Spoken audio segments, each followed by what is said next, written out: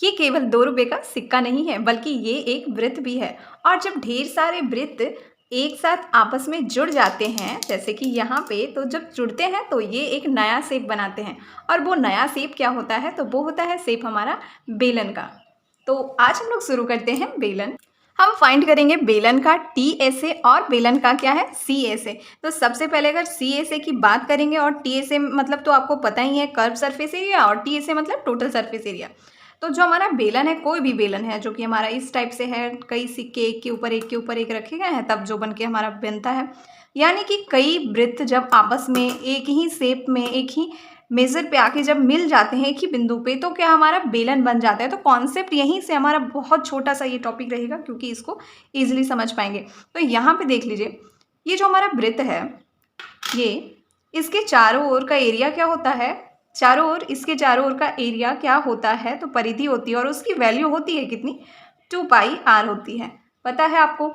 अब बताइए, इसमें हमें नहीं मालूम कि ये जो हमारा बेलन है ये कितना ऊंचा है, इसकी हाइट कितनी है, नहीं मालूम है। तो हम उसको h कह सकते हैं कि इसकी हाइट क्या है? h है। और हर एक ये जो गोल गोल सा बगल से जा रहा है, जो इसका परिमाप है, परिधि है, वो कितनी है? 2πr है। तो जब ना हम कर देंगे 2πr में कर देंगे जब हम h का गुना, यानी कि जितनी भी परिधि है इसकी 2πr, हर जितना भी सर्कल हमारे पास है वो क्या? 2πr, मतलब सारे क्या है? 2πr है। और ये जितना ऊंचा है, हम इसमें जब कर देंगे ऊंचाई का गुना, तो ये हमें निकल के आ जाएगा क्या?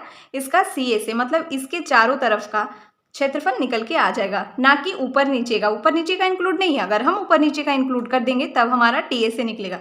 तो टी कैसे निकलेगा? जब हम सी और ऊपर नीचे दोनों को ऐड कर देते हैं, तो इसके लिए 2πrh तो रहेगा, सी को हमने रख लिया। अब प्लस में क्या जाने वाला है? तो ऊपर का जो क्षेत्रफल होगा और जो क्षेत्रफल हमारा नीचे का होगा। तो ऊपर और नीचे दोनों का क्षेत्रफल क्या है? एक वृत्त ही तो है। ऊपर भी एक वृत्त है और नीचे भी एक वृत्त है। अब आपको मालूम है एक वृत्त का क्षेत्रफल क्या होता है? क्षेत्रफल होता है πr²। तो है कितने वृत्त? एक वृत्त ऊपर कंप्लीट कर रहा है और एक वृत्त हमारा नीचे कंप्लीट कर रहा होगा।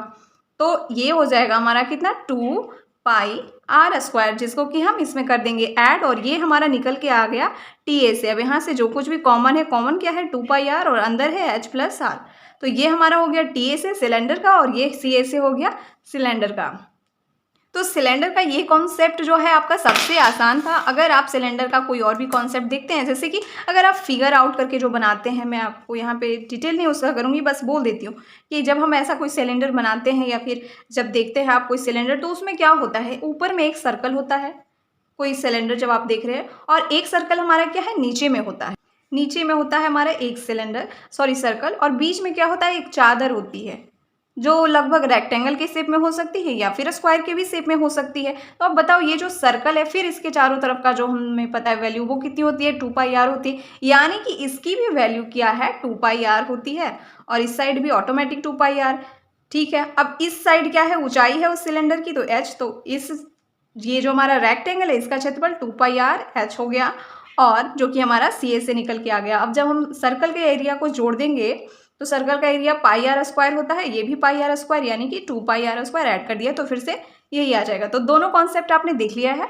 एक छोटा सा एग्जांपल देखते हैं। ये जो हमारा सिलेंडर है ना, इसको चारों ओर से हमें कवर करना है, चार ऊपर नीचे सब जगह से अच्छे से एक हमें कोई भी मेटल से कवर करना है। तो इसका जो आपके पास बताया हुआ क्या है कि आर जो इसकी है वो है 7 मीटर। ठीक है, और इसके लिए आपको एक चीज़ और होनी चाहिए कि इसकी ऊंचाई कितनी है। तो इसकी ऊंचाई आपको दे रखी है 3 मीटर। ठीक है, तो अब इस पर कितना मेटल कवर करने में लगेगा, कितना मीटर स्क्वायर, ये हमें करना है फाइंड आउट। तो जस्ट जो हमने फॉर्मूला निकाला है उस पर करेंगे हम इसको फाइंड आउट। तो हमारा जो फॉर्मूला था टी का, वो क्या था? वो था 2πrh और प्लस क्या था? 2πr²। दोनों को ऐड करके, तो यहाँ पे 2πr कॉमन आया था, और अंदर हमारा बचा हुआ था h+r। तो यहाँ सिंपली 2 गुने पाई की वैल्यू 22/7 तो रखेंगे, यूनिवर्सल है। r की वैल्यू हमें 7 मीटर दी हुई है, तो 7 मीटर लिख देना है। अब इंटू में क्या है? h+r, h और r दोनों को हमें ऐड कर देना है। तो 7 + 3 कर देंगे तो हमारा 10 आ जाएगा। ये इससे कट गया तो 44, और ये गुने में 10, तो 440 आया। और यूनिट क्या होगा? तो वो मीटर स्क्वायर हो जाएगा। तो जब ऐसे पढ़ोगे तो ना तो सिलेंडर का फॉर्मूला भूलोगे, और ना तो इसके कॉन्सेप्ट में आपको प्रॉब्लम आएगी। तो जितने भी एग्जाम्पल, जितने भी क्वेश्चन इस पे आएंगे, वो आपके आसानी से बन जाएंगे। और आपको वीडियो पसंद आई है तो कर दीजिए जल्दी लाइक, सब्सक्राइब और शेयर। मिलते हैं अब हम नेक्स्ट वीडियो में।